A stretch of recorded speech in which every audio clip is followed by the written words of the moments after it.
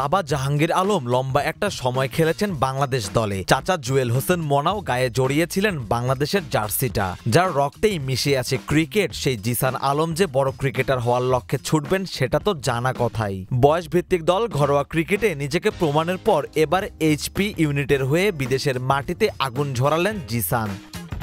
তরুণ তুর্কি আগ্রাসী ব্যাটার হিসেবে তিনি খানিক সমীহ কুড়াতে শুরু করেছেন বাংলাদেশের ক্রিকেট আঙ্গিনায়। জিসান আলম অনূর্ধ্ব ১৯ দল থেকেই নজর কাড়ছেন। যুব পর্যায়ে তার ব্যাটিংয়ের ধরন প্রশংসা কুড়িয়েছে।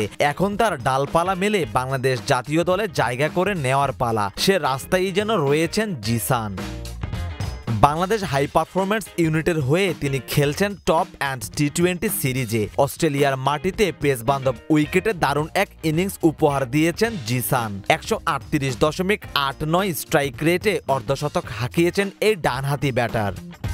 দুটি ছক্কার সাথে একটি চারে সাজিয়েছেন নিজের ইনিংস। স্বচক্ষে কেউ ইনিংসটি না দেখে থাকলে মনে হতেই পারে বড্ড সাদামাটা।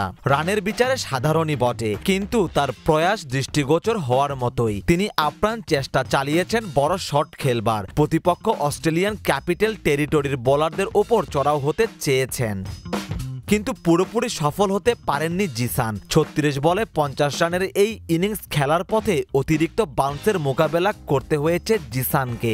সাধারণত উপমহাদেশের উইকেটে খুব বেশি বাউন্স থাকে না। অস্ট্রেলিয়া আর বাংলাদেশের উইকেটের মধ্যে নিশ্চিত রূপে রয়েছে বিস্তর ফারাকও।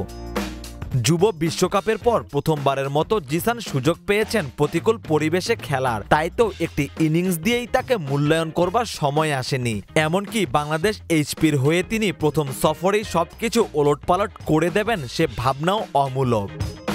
তবে তার চেষ্টা সহজেই পরিলক্ষিত হয়। তার সাহসী মনোভাব প্রকাশিত হয় ২২ গজে। সেটাই বরং আশার সঞ্চার ঘটাচ্ছে। তিনি উইকেটে থিতু হয়ে কচ্ছপ গতিতে রান তোলায় বিশ্বাসী নন, বরং তিনি যতক্ষণ থাকবেন ততক্ষণ আক্রমণ করতে স্বাচ্ছন্দ্যবোধ করেন তিনি। ঠিক এখানেই বাকিদের থেকে আলাদা জিসান। তার টেকনিক্যাল বেশ কিছু দুর্বলতা রয়েছে। তিনি বাউন্সের লাইনে যেতে ব্যাট করবার সময় শরীর উঠানামা করাচ্ছেন, যাতে করে তার শরীরের ভারসাম্য হারিয়ে যাচ্ছে। তিনি ঠিকঠাক শট খেলতেও পারছেন না। ব্যাটে বল লাগলেও তা যথাযথ ফলাফল এনে দিচ্ছে না।